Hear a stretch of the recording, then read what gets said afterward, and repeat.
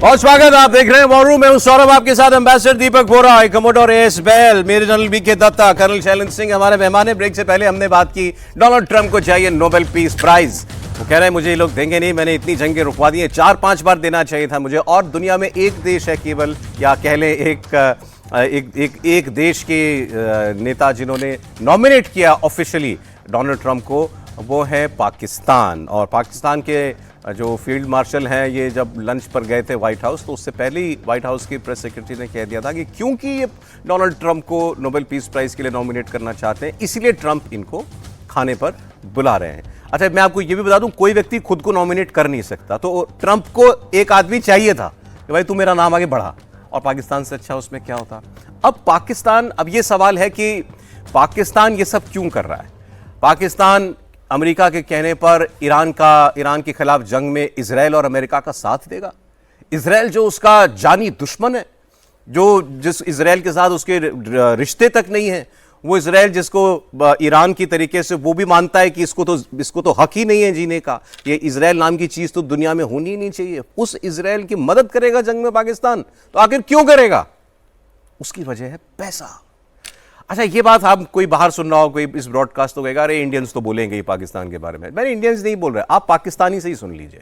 पाकिस्तान के रक्षा मंत्री ख्वाजा आसिफ ने यह बात कबूल की कैमरे पर, और कहा कि अमेरिका हर बार हमारे मुंह पर पैसे मारता है और इसके बदले में पाकिस्तान से कहता है लो मेरी लड़ाई लड़ो, मेरी जंग में शामिल हो जाओ। और कई बार तो हमने ऐसा किया है, नहीं साहब ये पैसे कम है और पैसे लगेंगे इस बात के, सुनना भी आप, तो हम उससे और पैसे लेते हैं, फिर हम इस तरीके से जंग में जाते हैं। उन्होंने कहा हम 2 बार ऐसा कर चुके हैं।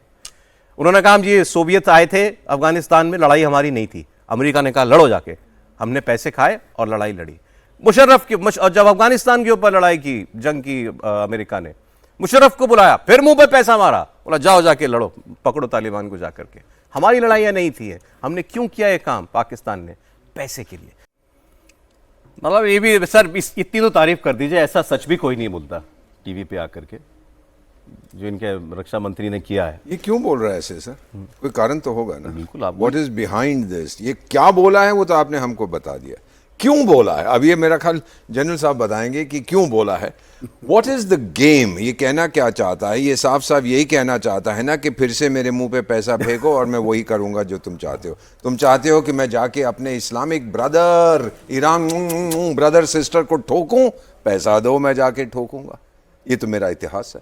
That must be the reason, नहीं तो और कुछ नहीं कहेगा। He's putting up his price, वो बोल रहा है हीरा मंडी जो भी लाहौर में है, वहां पर ये मेरी कीमत है, अब थोड़ी आप बढ़ा दो। Otherwise there is no reason for this guy अब इस समय बाहर निकल के ऐसा कहना। बता रहा है I am for sale।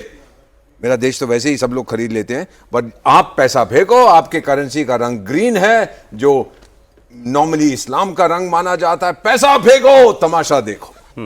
और आप खुद उदाहरण भी दे रहे हैं कि हमने कब कब ये काम किया, पैसा एब्सोल्युटली। और ये भी बोल रहे हैं कि बोली लगाई गई।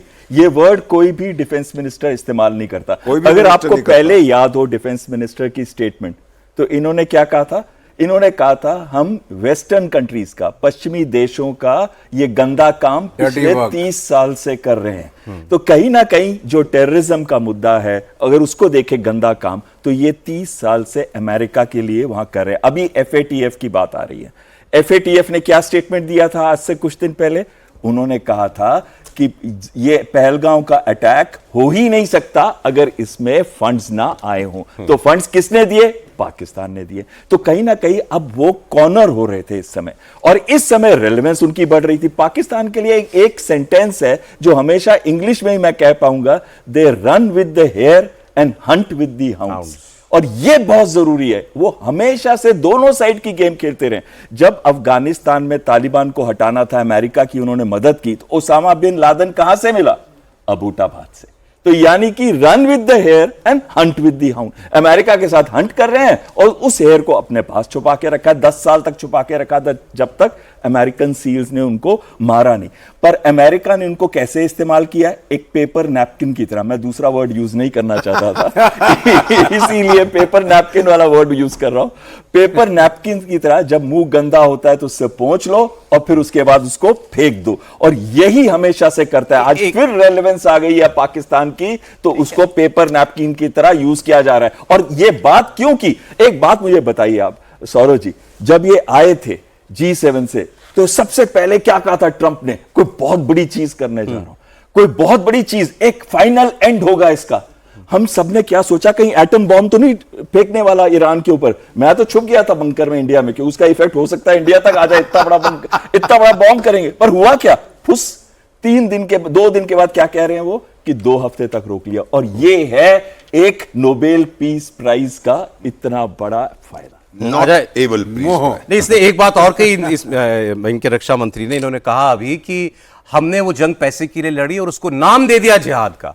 अब ये तो पाकिस्तान के लोग सुने अपने रक्षा मंत्री को, जिनको ये चूरन बेचते हैं ये लोग धर्म का, वो सुने कि आपका रक्षा मंत्री खुद कह रहा है हम अपने बच्चों को जिहाद का नाम लेकर के मरने के लिए भेज देते हैं, हमें चाहिए होता है पैसा, और उनको कहते हैं कि तुमको जाने क्या क्या मिलेगा मरने के बाद। ये असलियत बयान कर रहे हैं अपने देश की। पहले शुक्रिया इनको, ये इतना खुल के इन्होंने बोला। True. अच्छी बात है ये, लेकिन इसका सबक पाकिस्तान को खुद लेना पड़ेगा। इसको हमें तो ये बात मालूम है। मोटिव कुछ, नोबेल प्राइज इसको मिलना चाहिए। And Saurabh, Nobel Truth Prize. He deserves a peace prize for giving out the secrets of Pakistan. Sir, Truth Prize. एक देश जो बिकने के लिए तैयार है, जिसको हम बोलते हैं मर्शनरी, और इन अदर वर्ड्स वही बात हो जाएगी अगर मैं उसका लफ्ज इस्तेमाल कर दूं। आप भी पेपर नैपकिन बोल दीजिए। ये बिकाऊ हैं और ये मुजरा करने को तैयार है, पैसा दीजिए, ये मुजरा करेंगे आपके सामने। तो ये इनकी औकात है एक्चुअल में। और जहां तक जिहाद का सवाल है, to mobilise people who are willing to die for fighting for American in Afghanistan against Soviet Union, उसका नाम इन्होंने दिया क्या, जिहाद। और जिहाद किसने शुरू कराई दुनिया में, यूनाइटेड स्टेट्स ऑफ अमेरिका ने। वो ये पाकिस्तान नहीं था। इन्होंने CIA ने इसको एडवाइस किया भी तुम ऐसे करो, मदरसे से लड़के लाओ, दुनिया भर से, मोरक्को फरोक्को सब जगह से, on the name of religion इनको बुलाओ, पैसा खिलाओ और इनको जंग लड़ाओ। That is it. And if you say anywhere in the world the biggest terrorist is who, the United States of America. Japan के ऊपर किसने पहला न्यूक्लियर डिवाइस मारा, किसने वो लाखों की तादाद में सिविलियन मारे, USA ने। वो तो जापान तो जंग हार गया था, आपने क्यों मार दिया भैया बम उसके ऊपर जाके आपने। और अब तब से वहां से इसके ऊपर, उनके ऊपर काबिज होके बैठे हैं आप। दुनिया में हर एक जगह इन्होंने यही किया। Vietnam, they were planning to bomb Vietnam out of existence, वो देश सर्वाइव कर गया उसके बाद भी। देश बर्बाद किए, जंग कोई नहीं जीती। नहीं कोई, बिल्कुल इनका भी हाल पाकिस्तान जैसा है। अरे कर्नल साहब, इन्होंने लगता है सच की गोली खाई थी। एक बयान इन्हीं का और सुना रहा हूं, फिर मैं आ रहा हूं। अच्छा, पाकिस्तान कहने के लिए डेमोक्रेसी है, हम सब जानते हैं वो कैसी डेमोक्रेसी है। हमेशा वहां सेना की चली, खास तौर पर फॉरेन पॉलिसी और रक्षा नीति तो सेना ही नहीं तय की है, चाहे वहां पर कोई सिविलियन गवर्नमेंट क्यों ना हो। सरकारें होती हैं तो सिर्फ कठपुतली के तौर पर होती हैं, यह बात दुनिया जानती थी। लेकिन अब पाकिस्तान के इन्हीं रक्षा मंत्री ख्वाजा आसिफ ने यह बात भी कबूल कर ली और इन्होंने इसको एक बड़ा अंग्रेजी में नाम दिया हाइब्रिड मॉडल। इन्होंने कहा ये हमारा हाइब्रिड मॉडल है साहब, हम सेना और सरकार मिलकर सब कुछ फैसले करते हैं, हमारी पॉलिसीज हम दोनों मिलकर बनाते हैं और ये हाइब्रिड मॉडल बहुत कामयाब है। अगर ये 90s में होता हाइब्रिड मॉडल तो आज हमारी इकोनॉमी कहीं की कहीं होती, क्योंकि 90s में सिविलियन गवर्नमेंट और आर्मी के बीच, तनातनी के बीच में कई बार आर्मी ने सरकारें जो हैं वो बर्खास्त की और कई बार आर्मी सीधे सीधे रूल करने भी आ गई, डिक्टेटरशिप पाकिस्तान में आ गई। तो उन्होंने कहा उससे अच्छा तो ये है कि हम अपनी सेना से लड़ें, फिर सेना हमको हटाए, कि आप सेना के साथ मिल के काम करो, सेना की सुन के काम करो। कहाँ है इन लोगों का आत्मसम्मान। ये कह रहे हैं कि अगर पहले हम लोग आसिम मुनीर जैसे लोगों की चापलूसी करके चलते तो हम इतनी सरकारें हमारी ना जाती और अच्छा काम होता। सर अगर आप अलाउ करें, आपने काफ़ी क्रिटिसाइज कर लिया उस बंदे को। मैं सिर्फ ये कहना चाहूँगा कि अगर नैपकिन ऑनेस्टी सर ने डिस्प्ले करी है कि they have not use the correct word, I think इस बंदे को आप क्यों नहीं ग्रांट करते कि उसने सच बोलने की कोशिश करी है, चाहे गलती से करी है, अपनी कंट्री के खिलाफ करी है, सब ठीक है। इसमें और ट्रम्प में क्या फ़र्क है, कुछ भी बोल लो, पहली बात। बट बोलते बोलते ये ध्यान नहीं रहा कि मैं बोल क्या गया। इसको कहीं से वर्ड मिला था हाइब्रिड, इसे ये नहीं पता था कि हाइब्रिड। अब वो गलती से ये भी बोल गया कि सेना के साथ काम करो। सरकार सेना सरकार के साथ काम नहीं करेगी, सरकार सेना के साथ काम करेगी। इसको बोलते हैं ऑनेस्टी। और ये ऑनेस्टी बाय एरर आई है, बाय डिज़ाइन नहीं आई है, मुंह से निकल गया। इन्होंने पहले भी जब बोला था कितनी किरकिरी करा ली कि 30 साल से हम यही करते चले आ रहे हैं। देखिए ज़्यादा बड़ी बात यह है, जो अब पहले वाली स्टेटमेंट थी, अगर आपको उसको ठीक एनालाइज करें, मेरा अपना आकलन है, वो क्लैरिटी के साथ एक्सेप्ट कर रहे हैं, बोस्ट कर रहे हैं, वॉलंटियर कर रहे हैं कि पैसा फेंकिए, तमाशा देखिए, ये हमारा पास्ट था, ये हमारा आज है, आप बताइए, हम आपके साथ नेगोशिएट करेंगे क्या प्राइस है, और हम कुछ भी करने के लिए तैयार है, क्योंकि ऑलरेडी मुनीर तो एग्री कर गया है और हमें तो अब उसके साथ काम करना है। भाई मुनीर तो वहां जो 2 घंटे बताकर आया है, और क्या किया होगा? यही किया होगा कि जी मेरी कीमत कितनी है और मेरे को बाकी काम कितनी कीमत देनी है। सो कीमत डिसाइड पाकिस्तान की जरूर होगी, विदाउट रियलाइजिंग कि पाकिस्तान अपने आप को, अपने पाकिस्तान वाले वजूद को मिटा देगा, अब रह जाएगा एज अ पपेट सरकार, पपेट आर्मी। आज से पहले मैं नहीं मानता था कई बार कि आर्मी इनकी पपेट होनी चाहिए, बट अपने आप में क्लैरिटी से दिख रहा है सिर्फ सरकार ही नहीं, अब army will also be a puppet army, कठपुतली आर्मी होगी जो किसी दूसरे के कहने से अपने देश में काम करेगी। अच्छा, इनको फील्ड मार्शल से तो मिले डोनाल्ड ट्रंप, व्हाइट हाउस में लंच कराया, पहली बार हुआ कि किसी सेना के प्रमुख से उन्होंने मुलाकात की, दुनिया में किसी भी देश की सेना से। इससे पहले मुशर्रफ वगैरह से मिले तो वो प्रेसिडेंट भी थे, हमने कल इसकी बात की थी। और शहबाज शरीफ की आप जरा हैसियत देखिए, आसिम मुनीर व्हाइट हाउस में लंच करता है और उसके बाद शहबाज शरीफ से फोन पर बात करते हैं वहां के वाइस प्रेसिडेंट, वो भी टेलीफोनिक कॉल होती है और वो भी वाइस प्रेसिडेंट। ट्रंप फोन पे भी बात नहीं करते शहबाज शरीफ से। और उसमें शहबाज शरीफ कहते क्या है? शहबाज शरीफ कहते हैं कि साहब आप हमारे साथ, हमारे यहाँ के बिजनेस कीजिए, सारी चीजें, हमारा पूरा देश आपका, एक काम लेकिन और करा दीजिए, हमारी इंडिया से बातचीत करा दीजिए। इन्होंने बोला आप किसी तरीके से इंडिया को बातचीत की मेज पर हमारे साथ ले आइए, हम उनसे कश्मीर पर बात करना चाहते हैं, हम उनसे पानी पर बात करना चाहते हैं, ट्रेड पर बात करना चाहते हैं, हर इशू पर हम लोग उनसे नेगोशिएट करने के लिए तैयार हैं, लेकिन मोदी मान नहीं रहे हैं। तो ये चाहिए इनको अल्टीमेटली भारत से कि भारत बातचीत कर ले हमसे। तो आपने अभी जो कर्नल साहब कह रहे थे बिल्कुल स्पष्ट रूप से, mercenary army, army for sale, army for hire. एक तो पहली चीज़ ये है, सो मेरा मानना है कि पैसा जो है ना वो बहुत कीमती होता है, उसकी बहुत कीमत चुकानी पड़ती है जब आप पैसा लेते हो। ये तो अयूब खान जो होता था वहाँ का आर्मी चीफ, ये तो 50s में गया था ना अमेरिका, लिखा हुआ है इस अमेरिकन डिप्लोमेट में जो इसके साथ ड्यूटी पे था, इसको घुमा फिरा रहा था और बोला कि देखिए हमारे सोल्जर्स यहाँ रहते हैं, यहाँ ये एरिया। तो अयूब खान कहता मैं ये सब देखने नहीं आया, सीधी बात करो धंधे की, पैसा कितना दोगे, मेरी फौज तुम्हारी फौज है। लेकिन उससे पहले हमको अग्रीमेंट साइन का, क्या अग्रीमेंट साइन किया? SEATO, South East Asia treaty organisation, जिसमें पाकिस्तान का कोई लेना देना नहीं है, घुस गया उसके अंदर। सेंट्रल एशिया, सेंटो जो कहते थे, जिसको बगदाद पैक्ट नाम दिया, कुछ लेना देना नहीं है, उसके अंदर घुस गया, पैसे पैसे पैसे। फ्रॉम द वेरी बिगनिंग ये उनका रवैया रहा है। और अब जो आप देख रहे हैं sir, this is the third stage. Afghanistan के साथ हुआ, अफगानिस्तान के साथ हुआ, और अब ईरान के साथ, और साथ में अफगानिस्तान के साथ। देयर इज अ प्राइस, और कीमत जो है वो नेगोशिएट कर रहा था मुल्ला मुनीर उनके साथ। और जो उनका इंटीरियर मिनिस्टर है मोहसिन नाकवी मेरा ख्याल, वो व्हाइट हाउस में था लेकिन डाइनिंग रूम के बाहर बैठा हुआ था, जूतों का ध्यान रख रहा था कि जूते उतार के गए थे ना अंदर उस मंदिर में, तो he was sitting outside, he was not. Can you imagine the Indian army chief कहीं भी किसी के साथ जा रहा है ना, home minister sitting outside? I mean, is this a joke? You guys have no self-respect. ये प्राइम मिनिस्टर के को भी बुला सकते थे कि आप भी आइए इनके साथ। वो सवाल नहीं, प्राइम मिनिस्टर करेगा क्या सर? करे कुछ नहीं, दिखावे के लिए भी, वो भी मतलब ट्रंप ने तो वो भी नहीं रखा यार तुम्हारा प्राइम मिनिस्टर भी साथ में आ जाए तुम्हारे। सौरभ ऐसा है, अभी ISPR ने एक अपना प्रेस रिलीज दिया है कि मुनीर की बातचीत क्या हुई ट्रंप के साथ। Have you seen that? जी जी, वो वही बातें कर जो हम परसों हमने चर्चा करी थी उसके ऊपर। क्या बात हुई? क्रिप्टो करेंसी, क्रिटिकल मिनरल्स, ठीक है, काउंटर टेरर की बातचीत करी। और इसने बोला कि thank you for stopping the war with India, कि आपने जंग रुकवा दी, ये इसने बोला। और उसने जो इनको मिला, क्या मिला? पैसा। तो ये बातें ISPR ने जाहिर की हैं। वहाँ पे कहीं भी ईरान, इराक, इजराइल के बारे में कोई चर्चा नहीं है। और पूरी अवाम पाकिस्तान की सड़कों के ऊपर मुनीर को गालियाँ दे रही है कि तू करने क्या गया था, तू तो बेच के आ गया। एक ईरान हमारा मित्र देश है, हमारा हमसाया है, तूने उसको बेच दिया। वो बोल रही है पब्लिक पाकिस्तान के अंदर।